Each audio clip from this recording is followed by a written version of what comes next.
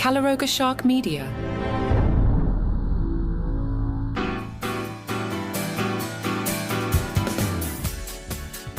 Today we're diving into episode 7 of the Acolyte's first season titled Choice. And holy Sith, did we get some major revelations? First off, can we talk about that Brendok flashback?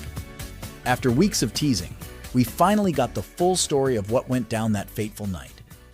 Kogonada's direction here was absolutely stellar, giving us a haunting, almost dreamlike quality to these scenes. The way he contrasted the serenity of the coven with the sudden violence of the Jedi attack was masterful. But let's break down what we learned.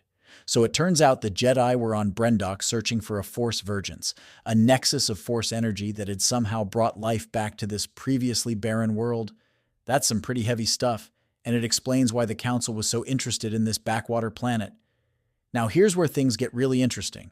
We find out that Saul became obsessed with taking Osha as his Padawan, convinced she was in danger. Meanwhile, Indara was trying to avoid conflict and leave the twins with the witches. Talk about your Jedi disagreements.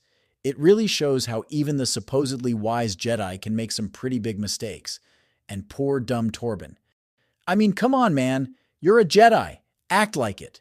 The revelation about Mae and Osha being essentially the same being split in two? Mind blown. It explains so much about their connection and why Saul couldn't tell Mae was impersonating Osha. It's these kind of details that make me excited for potential future seasons of The Acolyte. Now let's talk about that climactic sequence. The witches turning into black smoke? Creepy and cool. But I've got to say, the way all the other witches just dropped dead when Indara broke their connection to Kelnaka felt a bit anticlimactic. And don't even get me started on Mae accidentally starting that fire. It all felt a bit convenient, if you ask me. But the real kicker? Saul choosing to save Osha and let Mae fall to her apparent death. That's some dark stuff, folks. It really shows how far Saul had fallen from the Jedi ideals in his obsession with Osha.